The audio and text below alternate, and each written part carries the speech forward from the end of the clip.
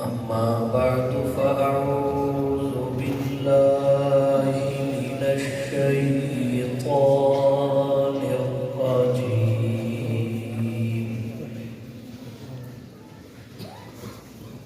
بسم الله الرحمن الرحيم.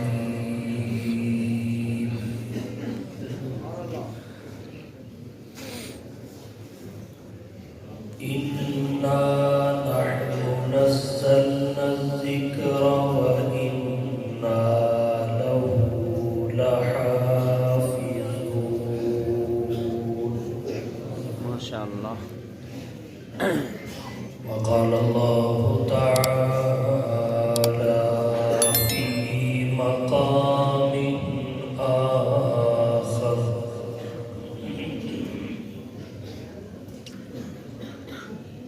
وإذا تليت عليهم آياته زادتهم إيمانا.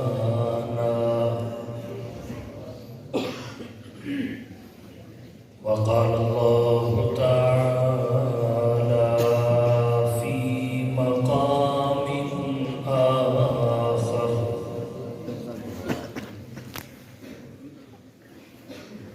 لقد كان لكم في رسول الله أسوة حسنة.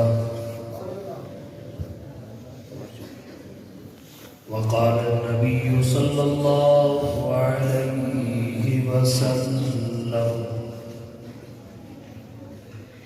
إنما بعثت معلما. وقال النبي صلى الله عليه وسلم: إنما بعثت لأتمم مكارم الأخلاق.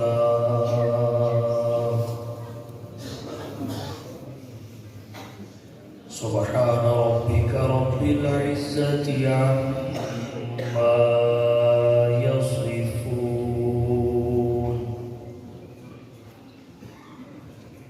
وسلام على المرسلين والحمد لله رب العالمين.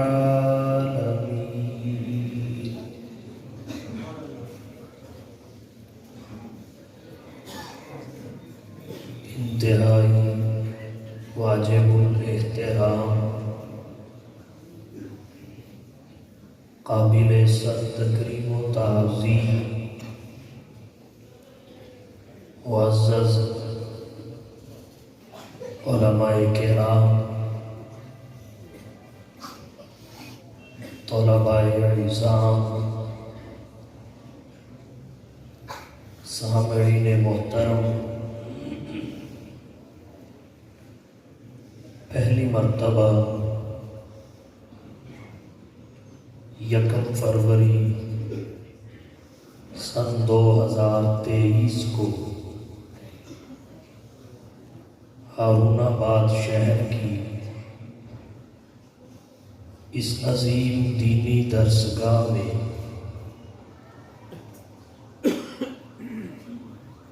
جو جامعہ محمودیہ کے نام سے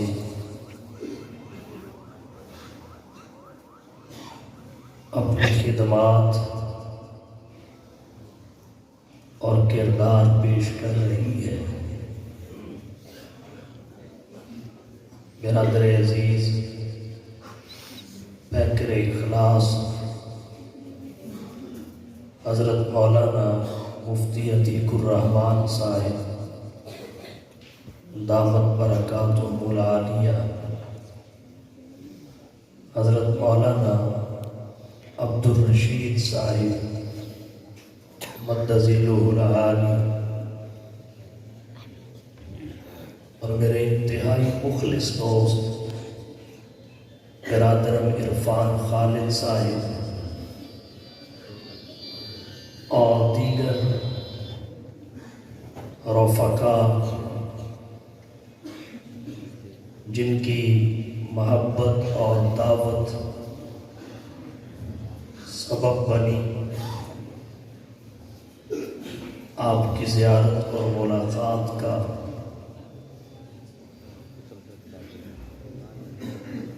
پہلی دفعہ اس ادارہ میں حاضری کا شرف حاصل کر رہا ہوں۔ مختصر وقت میں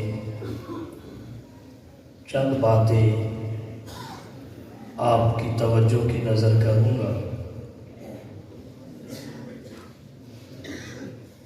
صاحب معالم العرفان میں معالم العرفان جلد ثالث میں حضرت امام جعفر صادق رحمہ اللہ کا ایک قول ذکر فرمایا ہے۔ امام صاحب فرماتے ہیں اللہ کی تمام اور انگنت نعمتوں میں سب سے بڑی نعمتیں دو ہیں، ایک قرآن ہے اور دوسری وجود مصطفیٰ یعنی صاحب قرآن۔ سوال پیدا ہوتا ہے، اللہ کی نعمتیں لا تعداد ہیں۔ اللہ خود فرماتے ہیں وَإِن تَعُدُّوا نِعْمَتَ اللَّهِ لَا تُحْصُوهَا،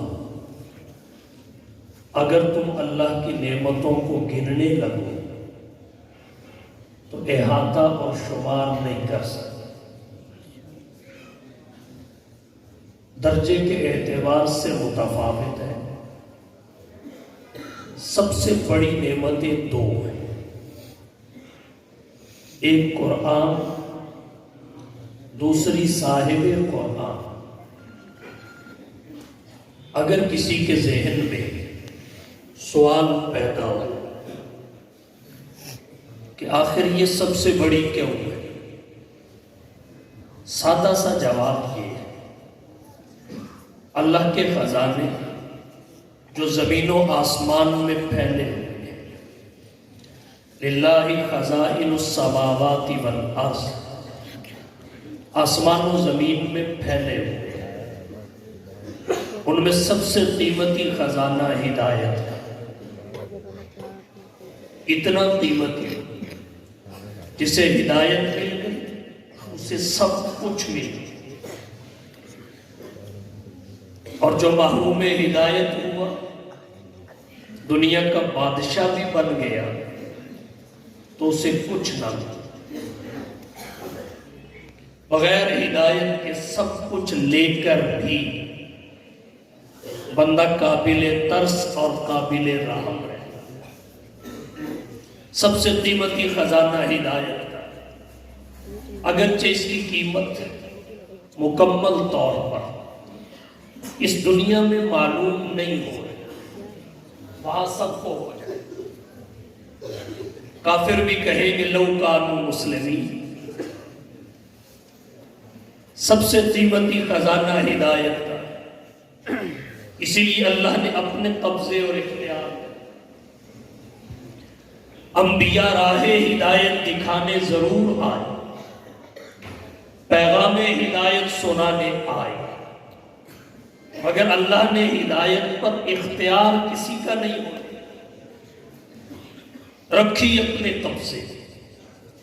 یہی وجہ ہے اہل علم تشریح فرمائے ہدایت کی نسبت جب غیر اللہ کی طرف ہو، خواہ قرآن کی طرف ہو یا صاحب قرآن کی طرف، اس وقت معنی ہدایت کا اراءۃ الطریق ہو، راہ دکھانا۔ اور جب کسی کو راہ دکھایا جائے ضروری نہیں وہ اس پہ چل کے منزل پہ پہنچ جائے، دائیں بائیں ہو سکتا ہے۔ جب ہدایت کی نسبت اللہ کی طرف ہو اس وقت معنی ایصال الی المطلوب ہوگا، مطلوب اور مقصود تک پہنچا دے۔ جب بندہ مطلوب تک پہنچ جائے پھر بھٹکنے کا امکان ختم۔ تو انبیاء راہ ہدایت دکھانے آئے، یہی وجہ ہے نبی کو ہادی کہا جائے تو مانا راہ دکھانے، راہ ہدایت دکھانے آئے، پیغام ہدایت سنانے آئے۔ مگر ہدایت اللہ کے قبضے اور اختیار میں تھی، ہے اور رہے۔ ویسے بھی عقائد اسلام مختار کل فقط اللہ کی ذات ہے، اللہ کے علاوہ کوئی مختار نہیں ہے، من کل الوجود۔ اگر ہدایت پر نبیوں کا اختیار ہو تو بتائیے کسی شخص میں ہمت ہے اپنی زبان پہ یہ جملہ لانے کی کہ حضرت نوح کے قبضے اور اختیار میں تھی ہدایت، مگر بیٹا کنعان آنکھوں کے سامنے ڈبو دیا؟ کوئی کہہ سکتا ہے؟ حضرت لوط کے قبضے میں تھی مگر بیوی پھر محروم ہے، حضرت ابراہیم کے قبضے میں تھی مگر والد آزر کو پھر نہ دے،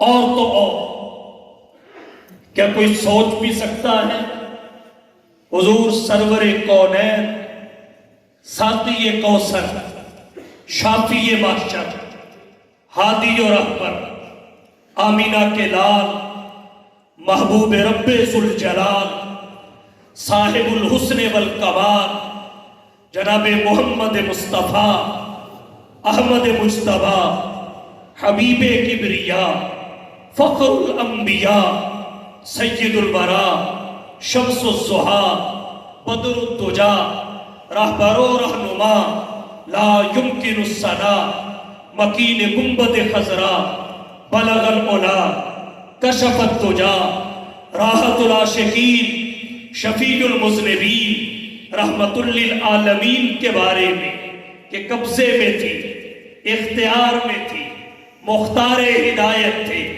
مگر پھر اپنی قوم کو محروم کر دیا، کنبے کو محروم کر دیا، قبیلے کو نہ مل سکی، چچا بغیر ہدایت کے دنیا سے رخصت ہو گئے۔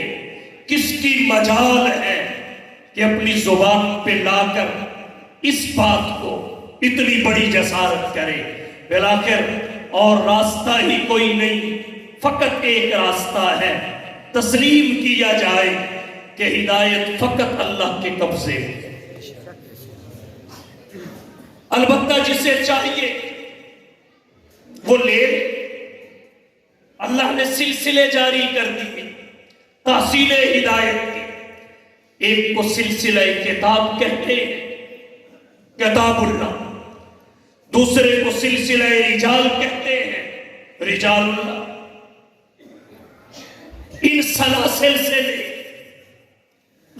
سلسلہ کتاب میں تمام کتابیں، صحیفے اور اترنے والی وحیاں، سلسلہ رجال میں اصلاً انبیاء ہے اور پھر تبع نیابت وراثت، العلماء ورثۃ الانبیاء، حضور کے تشریف لے جانے کے بعد علماء ہے۔ قرآن سلسلہ کتاب کا آخری فرد ہے، صاحب قرآن سلسلہ رجال کا آخری فرد ہے۔ اب باقی کتابوں کی حیثیت کیا ہے؟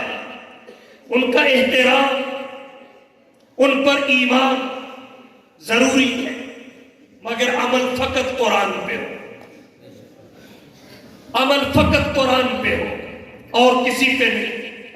مشکات شریف کا ختم تھا، صاحب مشکات نے حدیث ذکر کی، حضور کی موجودگی میں حضرت عمر بن خطاب رضی اللہ تعالی عنہ تورات کے کچھ اورات لے کر پڑھ رہے، حضور کی نظر پڑ گئی تو اللہ کے رسول ناراض ہو گئے۔ حضرت عمر کو اندازہ نہیں ہوا، حضرت ابو بکر مزاج شناس نبوت تھے، سمجھ گئے، اشارہ کیا کہ آپ کے چہرے کو پڑھیں، دیکھیے حضرت عمر کو بھی ناراضگی کا اندازہ ہوا، غصے کا احساس، تو فوراً وہ کلمات دہرائے جن سے نبی کا غصہ ہرن ہو جاتا تھا۔ رضیت باللہ ربا وبالاسلام دینا وبمحمد صلی اللہ علیہ وسلم نبیا ورسولا۔ حضور کا غصہ جاتا تھا، پھر آپ نے فرمایا وَلَوْ كَانَ مُوسَىٰ حَيًّا مَا وَسِعَهُ إِلَّا اتِّبَاعِي۔ اگر آج صاحب تورات موسیٰ بھی اس دنیا میں حیات ہوتے، عالم دنیا، عالم برزخ میں نہیں، عالم دنیا میں حیات ہوتے، وہاں تو ہے ہی ہے، اگر عالم دنیا میں حیات ہوتے، مَا وَسِعَهُ إِلَّا اتِّبَاعِي، انہیں بھی میری اتباع کے سوا کوئی چارہ نہیں۔ تو ایمان سب کتابوں پہ، عمل فقط قرآن پہ، احترام سب نبیوں کا، ایمان سب نبیوں پہ، آمنت باللہ وملائکتہ وکتابہ نہیں کتبہ ورسولہ نہیں رسولہ۔ یہ اسلام کی رواداری، یہ وسعت صرفی ہے۔ آج کوئی یہودی یہودیوں میں محمد نام کا بچہ نہیں دکھا سکتا، آئیے ہم مسلمانوں میں موسیٰ اور ہارون نام کے بچے دکھاتے ہیں۔ کوئی یہودی اپنی خواتین میں عائشہ نام کی خاتون نہیں دکھا سکتا، آئیے ہم آسیہ نام کی خواتین دکھاتے ہیں۔ کوئی عیسائی اپنے مذہب میں محمد اور ابو بکر صدیق نام کے افراد نہیں دکھا سکتا، ہم عیسیٰ نام کے افراد دکھاتے ہیں۔ کوئی عیسائی عائشہ نام کی خاتون نہیں دکھا سکتا، ہمارے ہاں مریم نام کی بچیاں گھروں میں، مدارس میں، ہمارے معاشرے میں ملے۔ اللہ نے جو قرآن ہمارے نبی پہ اتارا اس میں مریم نام سے ایک پوری سورت ہے۔ یہ اسلام کی وسعت ظرفی ہے، یہ اسلام کی رواداری ہے۔ تمام کتابوں پہ ایمان لانے کا اسلام درس دیتا ہے۔ جب تک تورات اور انجیل پہ ایمان نہ ہو، قرآن پہ ایمان تسلیم نہیں کیا جاتا۔ جب تک موسیٰ اور عیسیٰ کا احترام نہ ہو، محمد کا وفادار نہیں مانا جاتا، اور تم ہمارے پیغمبر پہ اترنے والے قرآن نظر آتش کرتے ہو، تم ہمارے پیغمبر کی توہین کرتے ہو۔ باقی رہی یہ بات کہ ہم اتباع موسیٰ و عیسیٰ کی نہیں کرتے۔ اگر ہم نہیں کرتے تو تم کون سا نوح اور زکریا کی کرتے ہو؟ ان سے پہلے انبیاء کی کرتے ہو، کیوں؟ اس لیے کہ اصول یہ ہے، جب بعد میں کوئی رسول آ جاتا ہے تو پھر نسبت بدل جاتی ہے۔ جب موسیٰ اور عیسیٰ آئے تو پہلے کتنے گزر چکے تھے، تم نے اپنی نسبت ان سے برقرار کیوں نہیں رکھی؟ ان کی جانب تمہاری نسبت ہوئی یہودی، عیسائی، تو تمہاری ہو سکتی ہے بعد والوں کی طرف، تو سب سے آخری تک نبی کی طرف ہماری نسبت کیوں نہیں مانتے؟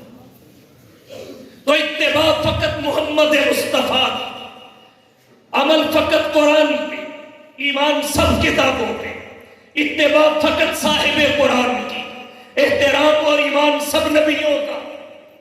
لا نفرق بین احد من رسول۔ تو اب اللہ نے ہدایت کو قرآن اور صاحب قرآن سے جوڑ دیا، صاحب قرآن اور قرآن سے باندھ دیا۔ تو جب ہدایت انہی دو سے بندھی ہوئی ہے تو ان سے بڑی نعمت کوئی اور کیسے ہو؟ جسے بھی ہدایت ملے انہی سے ملے۔ قرآن سلسلہ کتاب کا آخری فرد، صاحب قرآن سلسلہ رجال کا آخری فرد، قرآن کتابوں میں عظیم، صاحب قرآن نبیوں میں عظیم۔ قرآن پر وحی ربوبیت ختم، صاحب قرآن پر سلسلہ نبوت ختم۔ قرآن آسمانی کتابوں کے لیے ناسخ، صاحب قرآن جمی انبیاء کے خاتم قرآن ذو الاعجاز صاحب قرآن صاحب معراج قرآن کے ایک حرف کی تلاوت پر 10 نیکیاں صاحب قرآن کی ذات گرامی پر ایک مرتبہ درود پڑھنے پر 10 نیکیاں کتابوں میں قرآن رحمت وَنُنَزِّلُ مِنَ الْقُرْآنِ مَا هُوَ شِفَاءٌ وَرَحْمَةٌ لِّلْمُؤْمِنِينَ نبیوں میں صاحب قرآن رحمت وَمَا أَرْسَلْنَاكَ إِلَّا رَحْمَةً لِّلْعَالَمِينَ اور کہنا چاہوں گا تمام آسمانی کتابوں میں فقط قرآن محفوظ تمام نبیوں میں فقط سیرت صاحب قرآن محفوظ نعرہ تکبیر کتابوں میں قرآن عظیم کتابوں میں قرآن عظیم نبیوں میں صاحب قرآن عظیم کتابوں میں قرآن محفوظ نبیوں میں سیرت صاحب قرآن محفوظ کتابیں اور بھی ہیں مگر آپ کو کوئی کتاب محفوظ نہیں ملے گی محرف مبدل مغیر تحریف شدہ لیکن قرآن جیسے حضور کی ذات گرامی پر نازل ہوا 1400 سال گزر جانے کے بعد آج بھی اسی حالت میں موجود ہے ایک شوشے کی تبدیلی قرآن کریم میں نہیں آئی وجہ کیا ہے جب باقی کتابوں کی حفاظت کی باری آئی اللہ نے ذمہ انہی کے علماء کو سونپ دیا بِمَسْتُحْفِظُوا مِن کتاب اللہ وَكَانُوا عَلَيْهِ شُهَدَاءَ اور جب قرآن کی حفاظت کی باری آئی اللہ نے ذمہ علماء کو نہیں سونپا خود اٹھایا ذریعہ علماء ذمہ خود اٹھایا اِنَّا نَحْنُ نَزَّلْنَا الذِّكْرَ وَإِنَّا لَهُ لَحَافِظُونَ بات ذمہ داری باقی کتابوں کی حفاظت کی ذمہ داری انسانوں پہ ڈالی گئی انسان فانی کتابیں بدل گئی قرآن کی حفاظت کی ذمہ داری اللہ نے لی اللہ باقی قرآن باقی اللہ باقی قرآن باقی رہی یہ بات کہ باقی کتابوں کی حفاظت کا ذمہ اللہ نے کیوں نہیں دیا علماء کو سونپ دیا انسانوں کو سونپ دیا قرآن کی حفاظت کا ذمہ اللہ نے لیا اس کی ایک وجہ تو یہ ہے قرآن اللہ کی صفت ہے اللہ کا کلام ہے قرآن غیر مخلوق ہے اس نے باقی رہنا تھا چونکہ یہ صفت الہی ہے اور دوسری وجہ یہ ہے باقی کتابوں کی حفاظت کی ضرورت بھی نہیں تھی کیوں بخاری شریف 491 صفحہ پہ حضرت ابو ہریرہ سے روایت آتی ہے حضرت ابو ہریرہ کہتے ہیں کانت بنو اسرائیل تسوسهم الانبیاء کلما ہلک نبی خلفہ نبی بنی اسرائیل کی سیاست ان کے انبیاء کیا کرتے تھے کلما ہلک نبی جب ایک نبی دنیا سے رخصت ہوتا خلفہ نبی اس کی جگہ دوسرا نبی آ جاتا اور حضور نے فرمایا انہو لا نبی بعدی میرے بعد نبی کوئی نہیں ہوگا وسیکون خلفاء آئیں گے فیکسرون کثرت سے آئیں گے تو حضور نے فرمایا بنی اسرائیل کی سیاست ان کے انبیاء کرتے تھے توجہ ہے انبیاء کے وارث کون بلند آواز سے تو سیاست کون کرتے تھے بولو انبیاء کرتے تھے کانت بنو اسرائیل تسوسهم الانبیاء کون کرتے تھے سیاست انبیاء انبیاء کے وارث کون ہیں علماء تو پھر کن کو کرنی چاہیے بلند آواز سے بڑی عجیب بات ہے مولوی کا بچے کے کان میں اذان کہنا قبول ہے نکاح پڑھانا قبول ہے جنازہ پڑھانا قبول ہے قرآن پڑھانا قبول ہے بخاری اور ترمذی پڑھانا قبول ہے ختم درود قبول ہے لیکن مولانا فضل الرحمان کا الیکشن لڑنا قبول نہیں علماء کا میدان سیاست میں آنا قبول نہیں بھئی انہی کو تو وارث کا جب وارث یہ ہے انبیاء کے تو پھر سیاست انہیں میراث میں وراثت کے طور پہ ملی ہے. تو اس لیے اپنی سوچ و فکر کا زاویہ بدلنے کی ضرورت ہے. یہ علماء بڑے وفادار ہیں جن کو آج تک ہم منتخب کرتے رہے. جب ان کا بس نہیں چلتا وہ یہاں سے ٹکٹ پکڑتے ہیں, دوسرے ملک چلے جاتے ہیں. یہ پیدا بھی یہاں ہوتے ہیں, مرتے بھی یہاں پہ ہیں. ان کی ولادت بھی یہی, وفات بھی یہی, مخرج بھی یہی, مدفن بھی, ان کا سب کچھ یہی ہے. تو عرض میں نے یہ کیا, کلما ہلاک نبی خلفہ نبی, ایک نبی دنیا سے جاتا اس کی جگہ دوسرا آ جاتا. نبی کے بعد نبی آتا, وحی کے بعد وحی آتی, تو حفاظت کی ضرورت ہی پیش نہ آئی. جب نبی کے بعد نبی آتا, کتاب کے بعد کتاب آتی, وحی کے بعد وحی آتی, تو حفاظت کی ضرورت ہی نہیں. حضور کے بعد نبی بھی کوئی نہیں, قرآن کے بعد وحی بھی کوئی نہیں.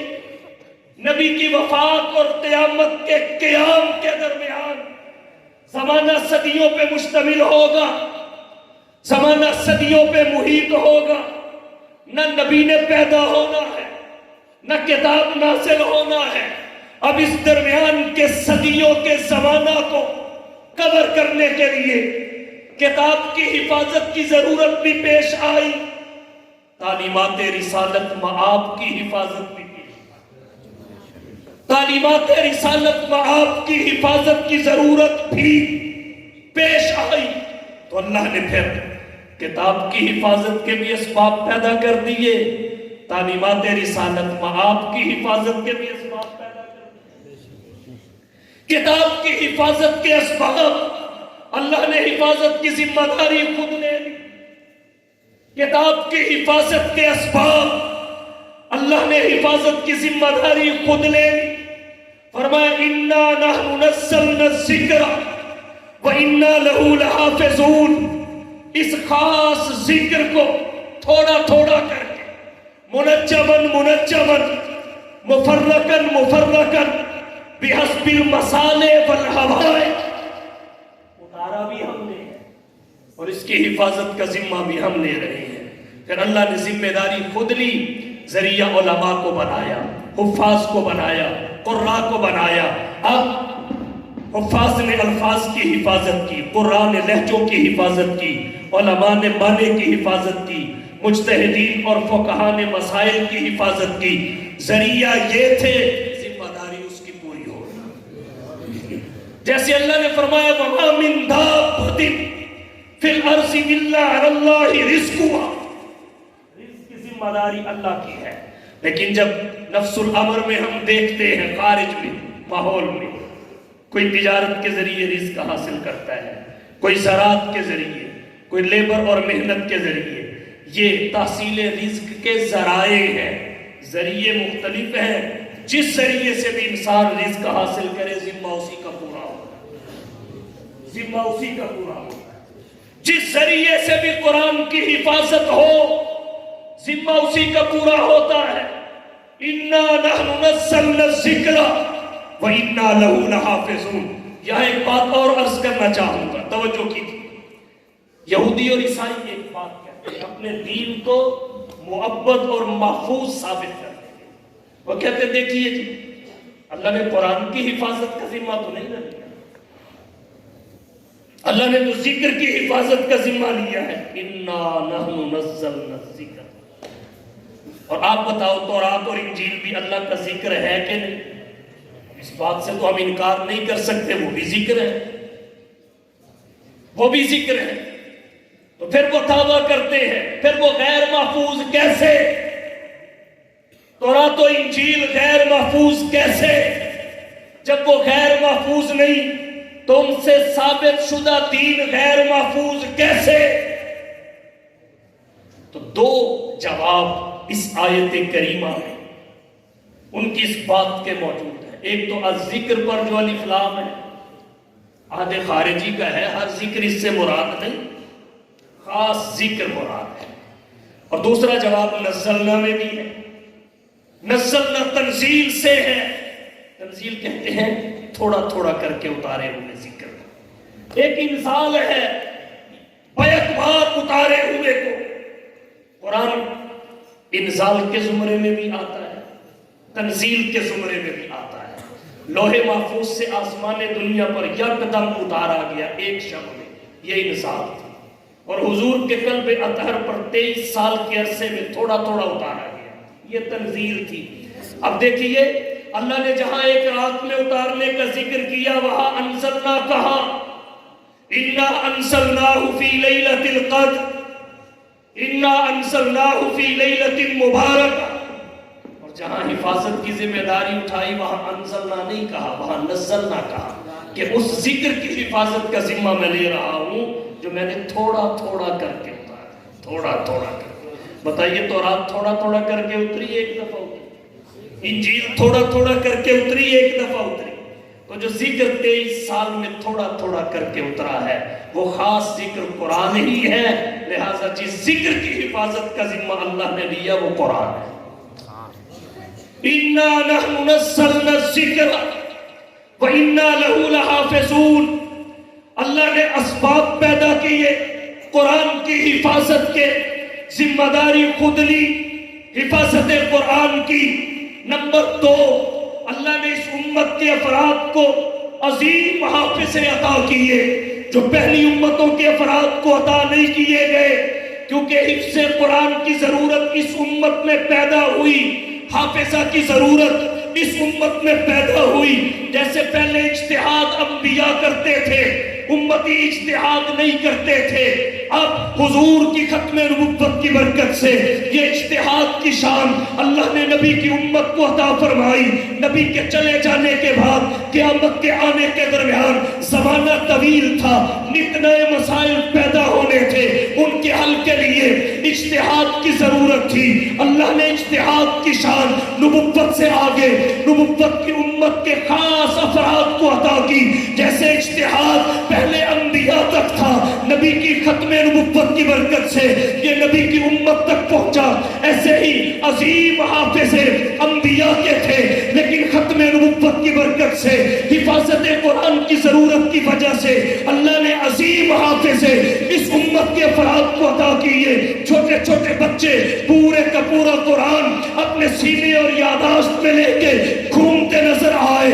وہ بچے جنہیں اپنے 4 دادوں کے نام تو یاد نہیں ہے لیکن قرآن کے 30 پارے اپنے سینوں میں لے کے گھوم رہے ہیں. قسطلانی نے لکھا ہے سفیان بن عیینہ نے 4 سال کی عمر میں قرآن کریم حفظ کر لیا. یہ حافظہ اللہ نے اس امت کے افراد کو عطا کیا، پہلی امتوں کے افراد کو عطا نہیں کیا. نعرہ تکبیر. اللہ نے حافظہ انہیں عطا کیا. پھر دیکھیں قرآن کریم کی شان، اللہ نے قرآن کو بھی بڑی خصوصیات سے نوازا، صاحب قرآن کو بھی بڑی خصوصیات سے نوازا. قرآن کی خصوصیات کیا ہے؟ کلام الہی، کلام الہی. قرآن کی خصوصیات کیا ہے؟ غیر مخلوق ہونا، غیر فانی ہونا. قرآن کی خصوصیات کیا ہے؟ حفظ کا انتہائی آسان ہو. کتنا آسان ہے اس کا حفظ. ایک چھوٹا سا بچہ، اس کی زبان عجمی ہے، قرآن کی زبان عربی ہے. اپنی زبان کے 30 صفحے کی کوئی کتاب اس پورے مجمع میں کسی کو حفظ ہو، ہاتھ اٹھا کے بتائے کہ مجھے حفظ ہے. ہاتھ اٹھا کے، حالانکہ اپنی زبان جو ہماری علاقائی زبان ہے، جو ہماری قومی اور خاندانی زبان ہے، اسے بولنے اور سمجھنے کے لیے ہم کسی گرامر کے محتاج نہیں ہیں. مگر اس کے باوجود اپنی زبان کی 30 صفحے کی کتاب رسالہ بھی کسی کو حفظ نہیں ہے.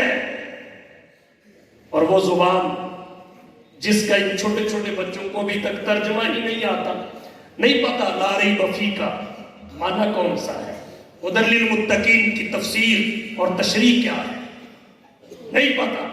لیکن اس کے باوجود الحمد سے لے کر والناس تک پورے سینے کا قرآن میں اتر جانا، یہ قرآن کا اعجاز نہیں. یہ ہے قرآن کی خصوصیت.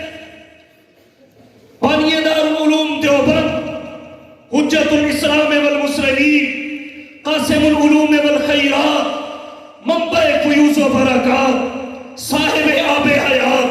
حضرت مولانا محمد قاسم نانوتوی رحمہ اللہ کے بارے میں ان کی سوانح کی کتب میں لکھا ہے، حج کے سفر کے دوران فقط 1 مہینے میں انہوں نے اللہ کا قرآن حفظ کر لیا۔ کہاں قرآن کریم کی ضخامت اور کہاں 1 مہینے کی قلیل مدت، لیکن قرآن کے حفظ کی تسہیل اس قدر ہے کہ مہینے میں سفر کی مشقتیں الگ، عمر کی کثرت الگ، دوستوں کی نگرانی اور ان کی تعلیم و تربیت کی ذمہ داری الگ، اس سب کچھ کے باوجود ایک بوڑھے شخص کے سینے میں 30 دنوں میں 30 دنوں میں، اور کہتا ہوں یہ تو پھر 30 دن ہے۔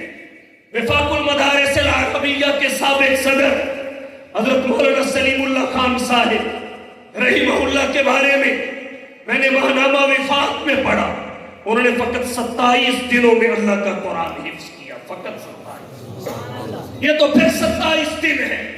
مولانا فقیر محمد چہلوی نے اپنی کتاب حدائق الحنفیہ میں لکھا، سید الفقہا، امام الائمہ، سراج الامہ، تلمیذ الصحابہ، امام سواد اعظم حضرت امام اعظم ابو حنیفہ رحمہ اللہ کے علوم کے وارث و امین حضرت امام محمد بن حسن شیبانی رحمہ اللہ نے فقط 1 ہفتے یعنی 7 دنوں میں اللہ کا پورا قرآن اپنی یادداشت میں محفوظ کر کے امام ابو حنیفہ کے درس حدیث کے حلقہ میں داخلہ کی شرط کو پورا کیا، اور یہ تو پھر 7 دن ہے۔ حافظ ذہبی رحمہ اللہ نے تذکرۃ الحفاظ میں ایک نام لکھا، ابو المنصر ہشام بن محمد کلبی کا، انہوں نے فقط 3 دنوں میں اللہ کا پورا قرآن اپنے سینے میں محفوظ کر یہ حافظ اللہ نے کہا۔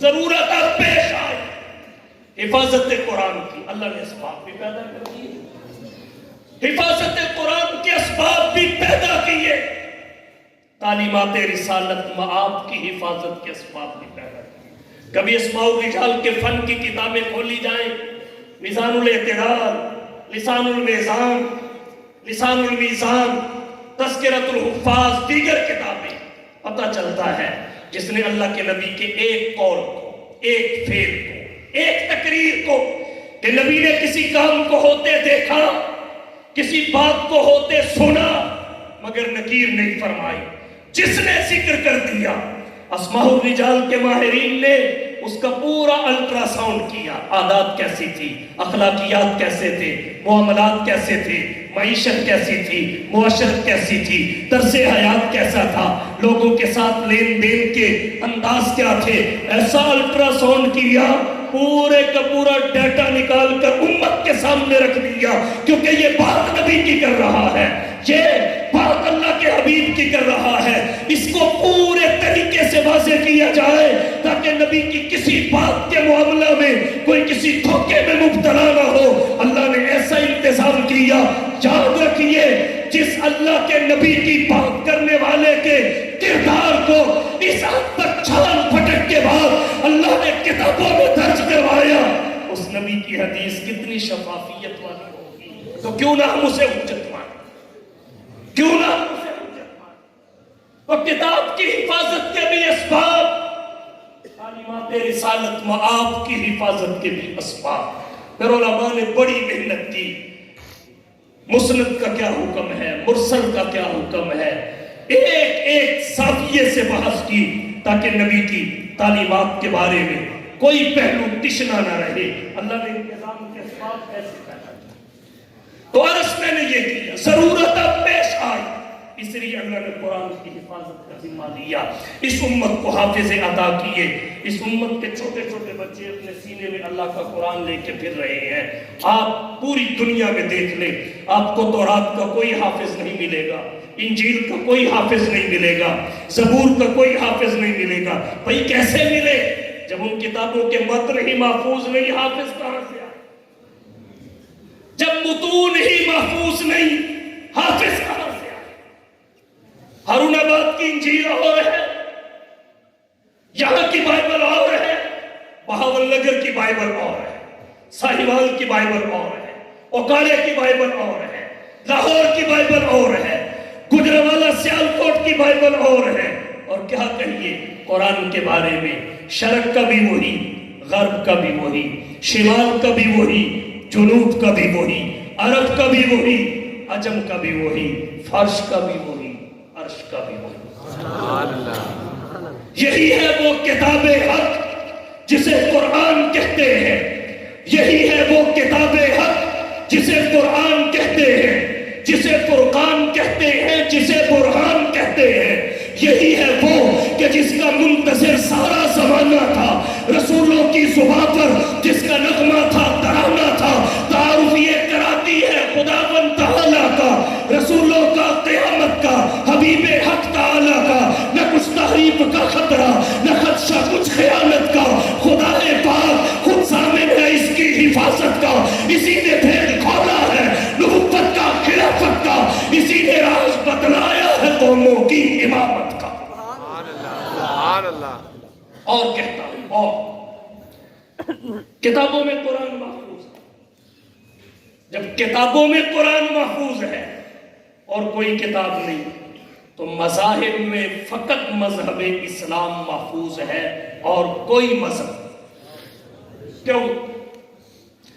وجہ یہ ہے کہ کوئی بھی آسمانی مذہب آسمانی کتاب سے ثابت ہے، کوئی بھی آسمانی مذہب آسمانی کتاب سے ثابت ہوتا ہے۔ جب دیگر آسمانی کتابیں ہی محفوظ نہیں تو ان سے ثابت شدہ مذاہب کیسے محفوظ ہیں؟ اسلام کا ماخذ اور مصدر قرآن ہے، قرآن محفوظ ہے تو اسلام بھی محفوظ ہے۔ کہ جس شان سے قرآن محفوظ ہے، اِنَّا نَحْنُ نَزَّلْنَا الذِّكْرَ وَإِنَّا لَهُ لَحَافِظُونَ، اسی شان سے مذہب اسلام محفوظ ہے۔ اِنَّ الدِّينَ عِندَ اللَّهِ الْإِسْلَامِ، کہیں فرمایا مَنْ يَبْتَغِ غَيْرَ الْإِسْلَامِ دِينًا فَلَنْ يُقْبَلَ مِنْهُ وَهُوَ فِي الْآخِرَةِ مِنَ الْخَاسِرِينَ۔ اور کہتا ہے جب مذاہب میں فقط مذہب اسلام محفوظ ہے تو دعوت و تبلیغ فقط مسلمانوں کا حق ہے، فقط مسلمانوں کا، اور کسی مذہب کے ماننے والوں کا حق نہیں ہے۔ دعوت و تبلیغ فقط مسلمانوں کا حق ہے اور کسی کا نہیں ہے۔ کیوں؟ وجہ اس کی یہ ہے، وجہ اس کی یہ ہے باقیوں کے پاس مذہب نہیں جس کی طرف وہ دعوت، لائٹ نہیں کھڑی، مذہب کا نام ہے، ٹائٹل ہے، لیبل ہے، اندر سودا نہیں ہے، مذہب نہیں ہے۔ اور مسلمانوں کے پاس مذہب ہے، یہ جس کی دعوت دیتے ہیں وہ ان کے پاس موجود اور محفوظ ہے، اور دیگر مذاہب کے ماننے والے جس مذہب کی دعوت دے رہے ہیں وہ فیک ہے، ان کے پاس ہے ہی کچھ نہیں۔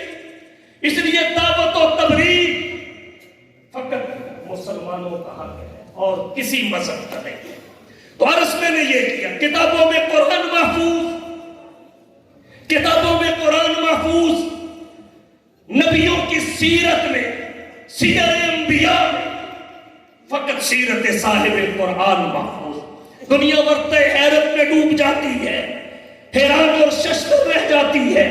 اللہ نے کیسا انتظام کیا حفاظت کا، نبی کی تعلیمات تو تعلیمات رہی، نبی کی ادائیں محفوظ ہوئی، تعلیمات تو معمول بہا ہے، نبی کی اداؤں میں نبی کی خصوصیت بھی ہے، وہ افعال جو مخصوص بالنبوت ہے، امت ان پہ عمل نہیں کر سکتی، وہ افعال جو نبی کی طبیعت ہے ان پہ عمل کرنا لازمی اور ضروری نہیں ہے، وہ افعال جو نبی سے ساون صادر ہوئے ہیں، جیسے بخاری کی روایت کے مطابق ظہر کی 4 کے بجائے 2 رکعتیں پڑھا کر حضور نے سلام پھیر دیا۔ نبی کی تعلیمات ہی نہیں، وہ تو معمول بہا ہے، محفوظ ہے، ہر جز، ہر شوشہ مکمل محفوظ ہے۔ ہمارے نبی کی ادائیں بھی اللہ نے غیر محفوظ نہیں ہونے دی، ریکارڈ کی ایسی حفاظت کی، ایک شے کو محفوظ کرایا گیا۔ دنیا حیران ہے کہ نبی کی ولادت سے پہلے کے حالات کتابوں میں محفوظ، وقت ولادت کے کتابوں میں محفوظ، نبی کا بچپن کتابوں میں محفوظ، نبی کی جوانی کتابوں میں محفوظ، نبی کا بڑھاپا کتابوں میں محفوظ، اعطاء نبوت سے پہلے کے ایام کتابوں میں محفوظ، اعطاء نبوت کے بعد کے ایام کتابوں میں محفوظ، نبی کے اعتقادات، عبادات، اخلاقیات، معاملات، معیشت، معاشرت، طرز سیاست، اصول تجارت، نبی کا طرز حکمرانی، انداز چاہبانی کتابوں میں محفوظ، نبی کی 11 تلواروں کے نام، 7 سروں کے نام، 6 کمانوں کے نام، 5 نیزوں کے نام، 4 ڈھالوں کے نام، 2 میگزینوں کے نام، 3 اونٹنیوں کے نام، 7 گھوڑوں کے نام کتابوں میں محفوظ، اللہ کے نبی کے زہد و ورع، علم و حکمت، سخاوت و شجاعت، عدالت و شرافت، فهم و ذکا، جود و سخا، بندہ نوازی، غریب پروری، انوارات و برکات، معجزات و مبشرات، غزوات و فتوحات، جلوت و خلوت، سیرت و صورت، سنت و شریعت، نبوت و رسالت اور ختم نبوت کتابوں میں محفوظ، نبی کا حلیہ، چہرے کی حشاشت و بشاشت، فرحت و مسرت، وجاہت و ملاحت، لمعانیت، نورانیت اور لطافت کتابوں میں محفوظ، نبی کے 21 سفید بالوں کی تعداد کتابوں میں محفوظ، نبی کے معقولات یعنی کھائے ہوئے کا وزن 4 من 20 سیر کتابوں میں محفوظ، الغرض دھرتی کائنات پر واحد ہستی حضور سرور کونین، ساقی کوثر، شافی محشر، ہادی اور رہبر، آمینہ کے لال، محبوب رب ذوالجلال، صاحب الحسن والکمال، جناب محمد مصطفیٰ، احمد مصطفیٰ، حبیب کبریا، فخر الانبیاء، سید الورا، شمس الضحیٰ، بدر الدجا، رہبر و رہنما، لا يمکن الثنا، مکین گنبد خضرا، بدر العلا، کشف الدجا، راحت العاشقین، شفیع المذنبین، رحمت للعالمین کی ہے کہ ولادت سے لے کر اعطاء نبوت تک، اعطاء نبوت سے لے کے ہجرت و نصرت تک، ہجرت و نصرت سے لے کر وفات و رحلت تک، جس کی ایک ایک ادا کو اللہ نے ہمیشہ ہمیشہ کے لیے محفوظ کرا۔ توجہ دیں عزیز اللہ اس کی طرف، توجہ کیجیے، عرض میں لکھیں کتاب قرآن محفوظ، انبیاء کی سیر میں سیرت صاحب قرآن محفوظ، انبیاء کی سیر۔ اب یہاں ایک بات اور عرض کرتا ہوں، توجہ، نبی تو اور بھی تمام انبیاء کی سیر میں فقط سیرت صاحب قرآن ہی محفوظ کیوں ہے؟ اس کی بہت ساری وجوہات ہیں، جن میں ایک بڑی وجہ یہ ہے اللہ اپنے حبیب کی ختم نبوت کا کامل اظہار چاہتے ہیں، ختم نبوت کا کامل اظہار چاہتے ہیں۔ باقی بھی نبی تھے، نہ ان پر اترنے والی کتاب محفوظ، نہ ان کی تعلیمات محفوظ، ادائیں تو پھر ادائیں ہیں، تعلیمات بھی محفوظ نہیں۔ کیوں؟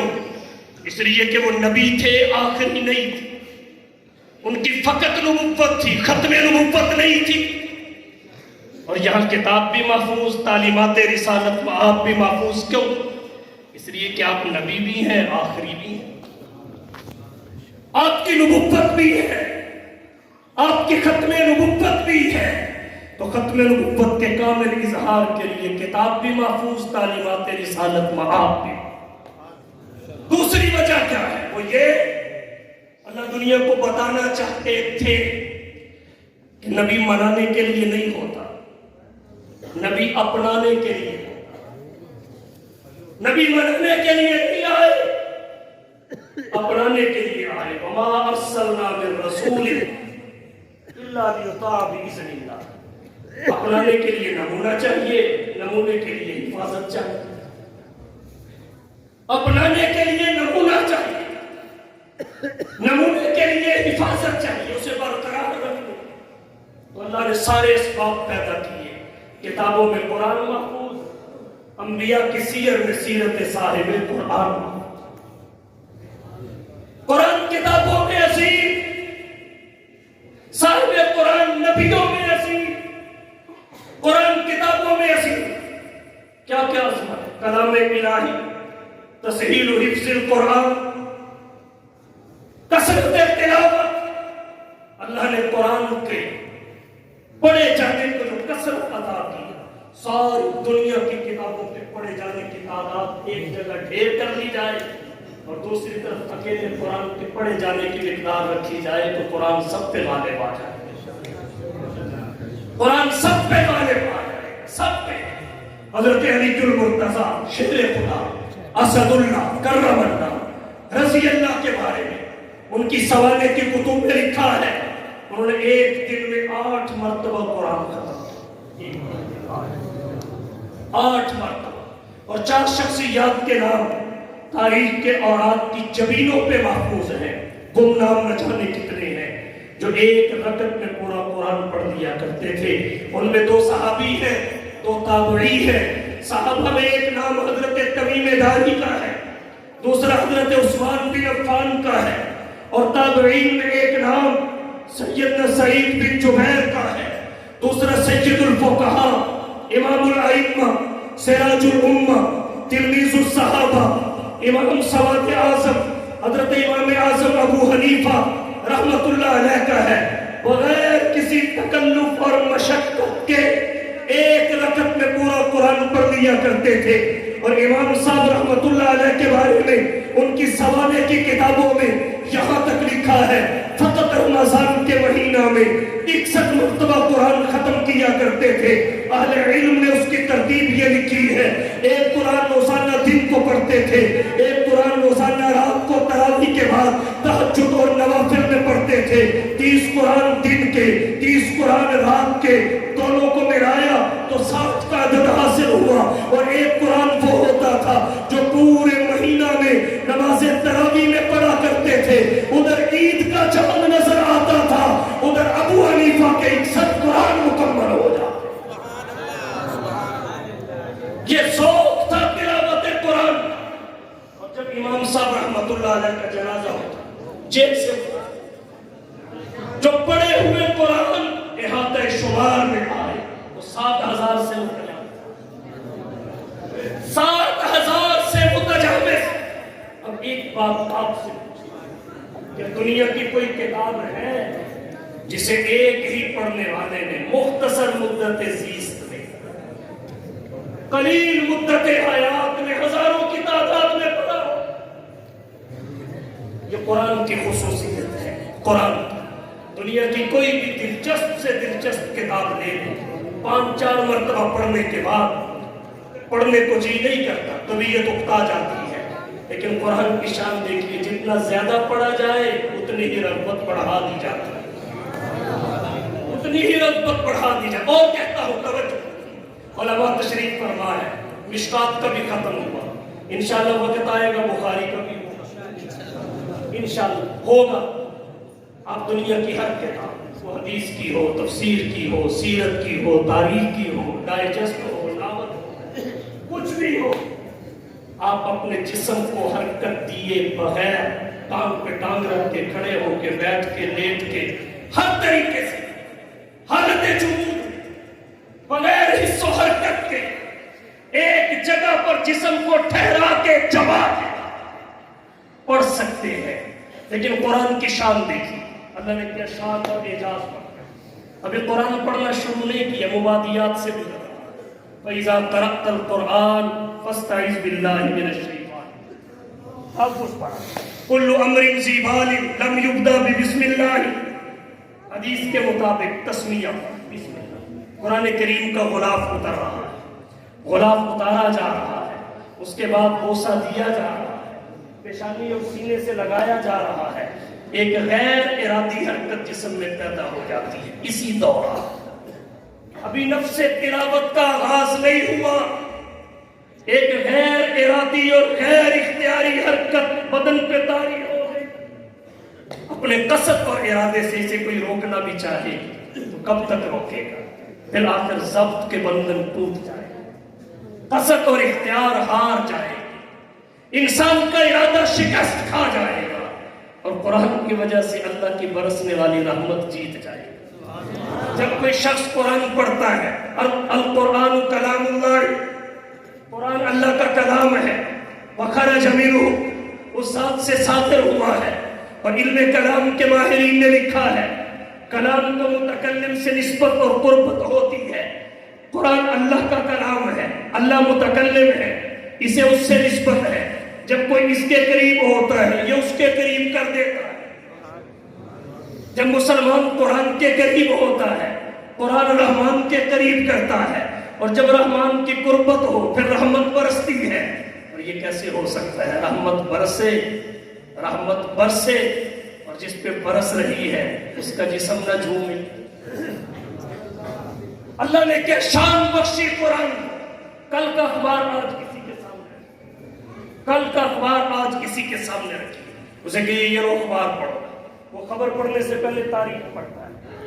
جب اس کی نظر تاریخ پہ پڑتی ہے یہ تو 1-2 دن پرانا ہے, وہ اٹھا کے سائڈ پہ رکھ دیتا ہے. بھلے اس نے پہلے نہیں بھی پڑھا پھر بھی سائڈ پہ رکھ دیتا ہے اور کہتا ہے یہ تو پرانا ہے.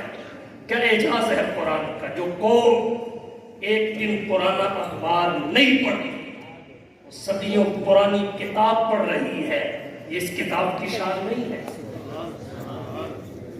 کل کا پرانا اخبار جو مسلمان آج نہیں پڑھتا 1400 سال پہلے اترنے والی کتاب کو شوق و شوق سے پڑھتا ہے.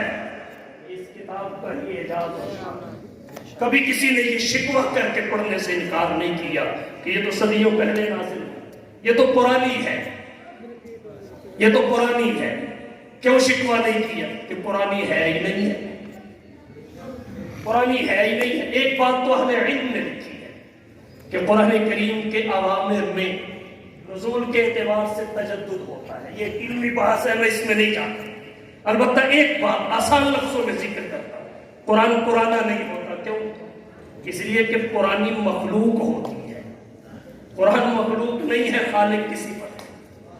نہ خالق کی ذات پرانی ہوتی ہے نہ اس کی صفات پرانی ہوتی ہے, خواہ وہ ثبوتی صفات ہوں یا سلبی صفات. کیونکہ اللہ کی ذات بھی قدیم ہے, اللہ کی صفات بھی قدیم.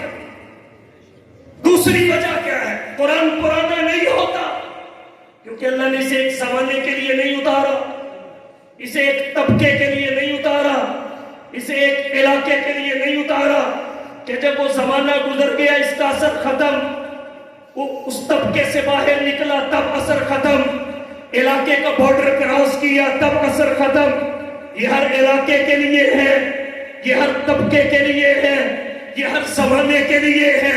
قرآن کریم میں اللہ نے تمام زمانوں کی ضروریات اور تقاضوں کو سامنے رکھ کر پھر قرآن کو نازل کیا ہے. آج زمانہ جتنا بھی ترقی یافتہ ہے, آج سائنس نے جتنی بھی ترقی کی, آج ٹیکنالوجی نے جتنی بھی ترقی کی, آج پاکستان کا شاہین اور غوری پاکستان کی دھرتی پہ بیٹھ کر انڈیا تک مار کی صلاحیت رکھتا ہے.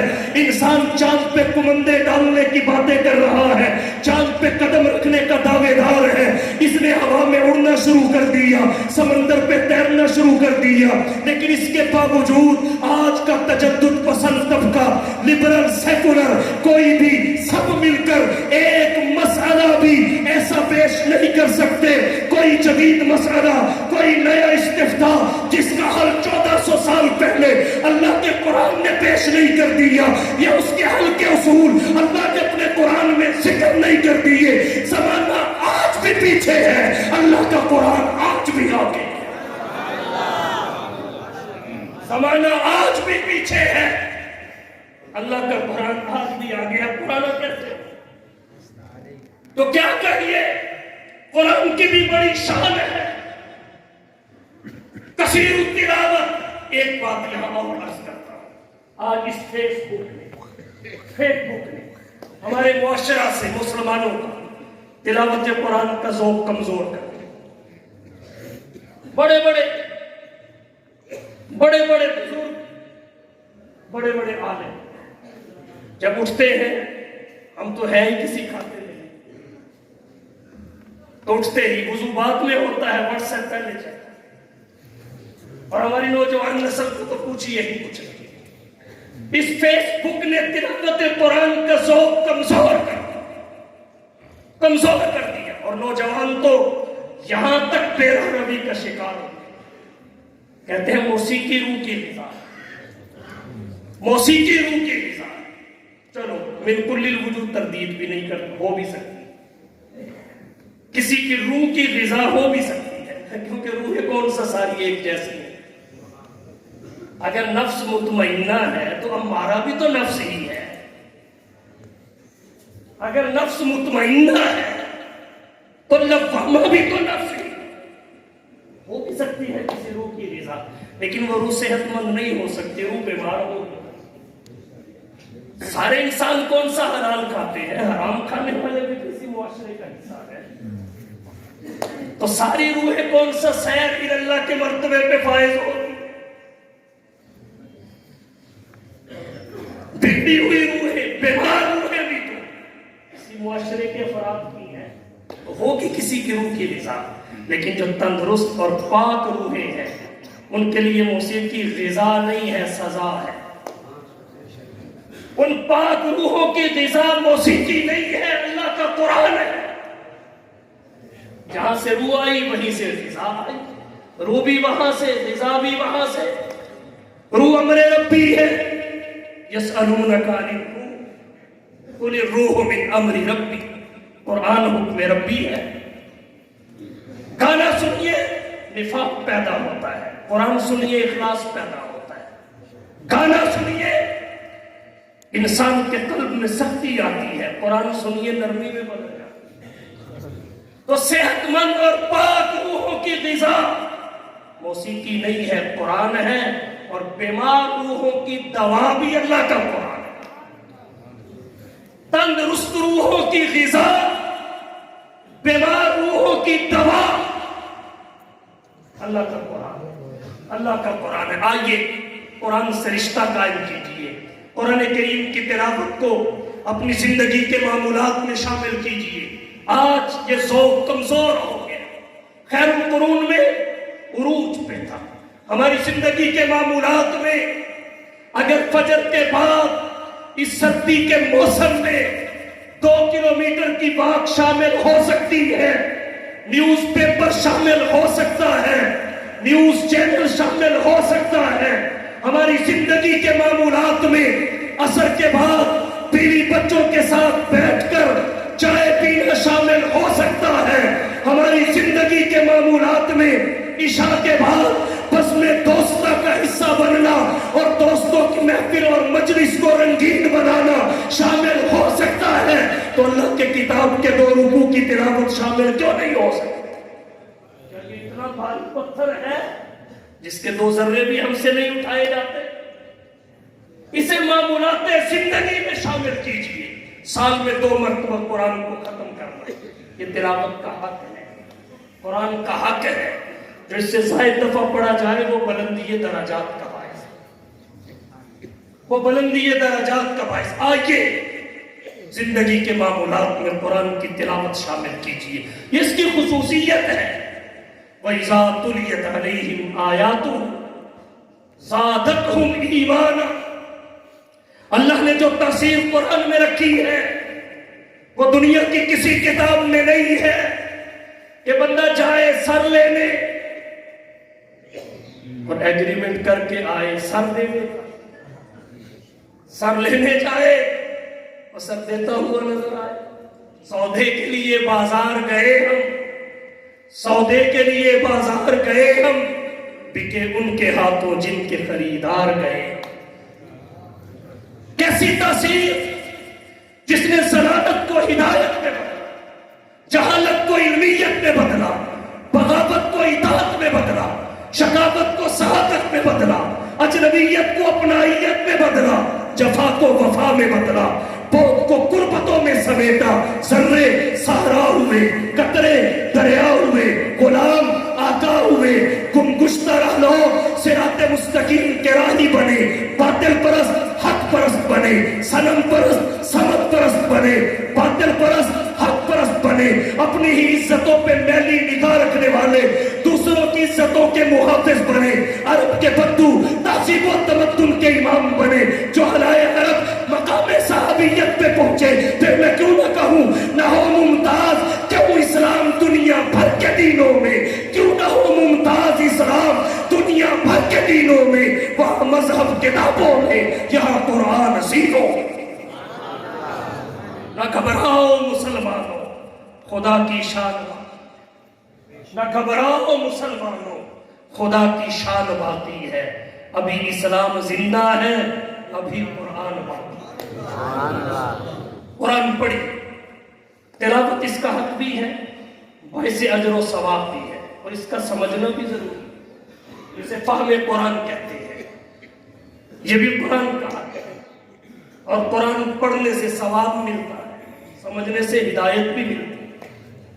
قرآن پڑھنے سے اجر و ثواب ملتا ہے، اور قرآن کریم کو سمجھنے سے ہدایت بھی ملتی ہے۔ لیکن ایک بات ذہن میں رکھیں، خود سمجھنا نہ شروع کر دے ڈاکٹروں کی طرح، پروفیسروں کی طرح، علماء سے سمجھ، علماء سے۔ میں یہ نہیں کہتا قرآن کریم کا ترجمہ نہ پڑھے، قرآن کریم کا اسلوب سادہ ہے، طرز بیان فطری ہے، دلائل عقل اور حکمت کے عین مطابق ہے۔ یہ نہیں کہتا کہ اگر خود پڑھو گے آپ کو فائدہ نہیں ہوگا، لیکن جہاں کوئی الجھن آئے تو پھر محمد علی جیل میں نہیں بننا، مفتی عتیق صاحب کے پاس آ گئے۔ اگر نہ الجھتے الجھ جاؤ گے، اور یہاں آؤ گے سلجھتے سلجھ جاؤ گے۔ ان علماء کا وجود، ان علماء کا وجود نعمت ہے، رحمت ہے۔ یہ دینی مدارس اللہ کا عطیہ ہے، انعام ہے۔ میں ازبکستان میں گیا چند سال پہلے، بڑی بڑی بلڈنگیں، بڑے بڑے مدرسے، بڑی بڑی عمارتیں، لیکن وہاں لوگ سیر کے لیے گھوم رہے ہیں، اور بڑے بڑے سلسلہ نقش بند کے مشائخ کے مزارات، مرکز اور قبور، خواجہ عبید اللہ احرار اور بڑے بڑے۔ لیکن وہاں کے جب حالات دیکھے تو رونا آیا، اور وہاں کے لوگ، مرد و زن، خواتین و حضرات، جب ہمارے علماء کے وفد کو جاتے ہوئے دیکھتے تھے، خدا کی قسم ان کی آنکھوں سے آنسو بہتے، اور کہتے کبھی یہاں بھی ایسا ہی ماحول ہو۔ آج وہ اس ماحول کو ترستے ہیں، لیکن ہم قدر نہیں کرتے۔ اس ماحول کی قدر کیجئے، اپنے بچوں کو حافظ بنائیے، اور حفاظ کو عالم بنائیے۔ یہ ختم مشکات ہے۔ یہ علماء، یہ بھی آپ کی خوش قسمتی ہے۔ مولانا فرما رہے تھے ہمیں چلنا نہیں چاہیے، بندے آئے۔ میں نے کہا آپ خوش قسمت محتمین ہیں۔ اس 15ویں صدی میں، 15ویں صدی میں، اور ایسے شدید مشکل حالات میں، تو یہ آپ کے لیے بھی سبوت ہے، آپ کے لیے کہ ان مشکل حالات میں سکولوں والے فیسیں سمیٹنے پہ تلے ہوئے ہیں، آپ کی جیبیں خالی کرنے پہ تلے ہوئے ہیں۔ یہ آپ کے بچوں کو پڑھاتے بھی ہیں، لکھاتے بھی ہیں، سکھاتے بھی ہیں، سمجھاتے بھی ہیں، عالم بھی بناتے ہیں۔ اور آپ کو کیا عالم بنائیں گے؟ یہ دینی مدرسہ ہے، اپنے بچوں کو حافظ بننے کے لیے یہاں بھیجیں، اور جو حافظ بن گئے انہیں عالم بننے کے لیے یہاں بھیجیں۔ اگلے سال اللہ کرے یہاں صرف ختم مشکات ہی نہیں، ختم بخاری کا اشتہار بھی چھپے، ہم سب دیکھیں۔ ان مدارس اور علماء کے وجود کو اللہ کی نعمت جانے، ان کی قدر کریں۔ یہی ہے وہ کہ جن کے سونے کو فضیلت ہے عبادت پر، یہی ہے وہ کہ جن کے سونے کو فضیلت ہے عبادت پر، انہی کے اتقاء پر ناز کرتی ہے مسلمانی، انہی کی شان کو زیبا نبوت کی وراثت ہے، انہی کا کام ہے دینی مراسم کی نگہبانی۔ رہے دنیا میں اور دنیا سے بے تعلق ہو، پھرے دریا میں اور ہرگز نہ کپڑوں کو لگے پانی۔ یہ انہی کی شان ہے۔ اور پھر اللہ نے ہمارے بزرگوں پہ، ہمارے اکابر پہ، ہمارے مشائخ اور علماء پہ جو اپنا فضل فرمایا، یہ اپنی ذات سے نہیں جوڑتے، اللہ کے دین سے جوڑتے۔ یہ اپنی ذات سے نہیں جوڑتے، اللہ کے دین سے جوڑتے ہیں۔ لوگ اپنی ذات سے جوڑتے ہیں، یہ اللہ کے دین سے جوڑتے ہیں، قرآن سے جوڑتے ہیں، سنت سے جوڑتے ہیں۔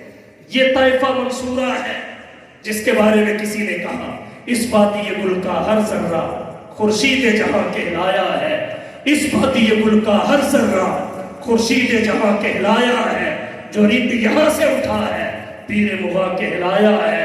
اس بزم جنوں کے دیوانے ہر راہ سے پہنچے یزدہ تک، ہے عام ہمارے افسانے دیوار چمن سے زندہ تک۔ فرزدق نے انہی کے لیے کہا، اولئک آبائی فجئنی بمثلہم، اولئک آبائی فجئنی بمثلہم اذا جمعتنا یا جریر المجامع۔ آئیے ان کی قدر کریں، دینی مدارس کو اللہ کا انعام سمجھے، علماء کی قدر کریں. یہاں نظریہ ملتا ہے، سوچ ملتی ہے، تہذیب کا تحفظ ملتا ہے، نظریہ پاکستان کو استحکام ملتا ہے. سب کچھ دینی مدارس میں آپ کو ملے گا. تو عرض میں نے یہ کیا، قرآن کتابوں میں عظیم، صاحب قرآن نبیوں میں عظیم. ایسا تعلق ہے. جب تک صاحب قرآن نہیں آئے تب تک قرآن نہیں آئے. نبی آتے رہے، رسول آتے رہے، کتابیں اترتی رہی. جب تک صاحب قرآن نہیں آئے تب تک قرآن نہیں آیا. جب صاحب قرآن آئے تب قرآن آیا، اور جب قرآن آیا محمد بن عبداللہ محمد الرسول اللہ کہلوائے. ربط دیکھیں، ربط دیکھیں. قرآن کامل نصاب ہے، صاحب قرآن معلم کائنات ہے. قرآن کامل نصاب ہے، صاحب قرآن معلم کائنات ہے. قرآن متن ہے، صاحب قرآن شرح ہے. قرآن اجمال ہے، صاحب قرآن تشریح ہے. قرآن علم ہے، صاحب قرآن عمل ہے. قرآن قال ہے، صاحب قرآن حال ہے. قرآن کریم لائبریری ہے، صاحب قرآن لیبارٹری ہے. قرآن تھیوری ہے، صاحب قرآن پریکٹیکل ہے. اور کامل انسان کو دونوں کی ضرورت ہے، دونوں کی.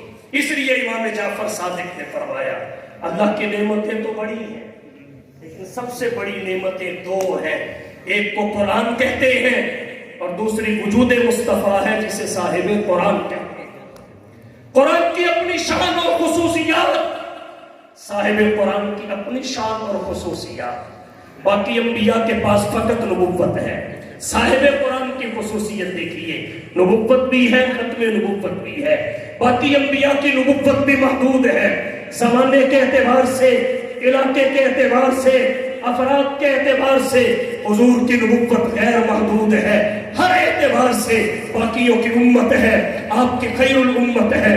مرسلین کے پاس کتاب اللہ ہے، آپ کے پاس کلام اللہ ہے. دیگر انبیاء کے پاس فقط شفاعت کا اعزاز ہے. خاتم الانبیاء کے پاس شفاعت کبریٰ و عظمیٰ کا تاج ہے. انبیاء کا کلمہ امتوں نے پڑھا ہے، مصطفیٰ کا کلمہ نبوتوں نے پڑھا ہے.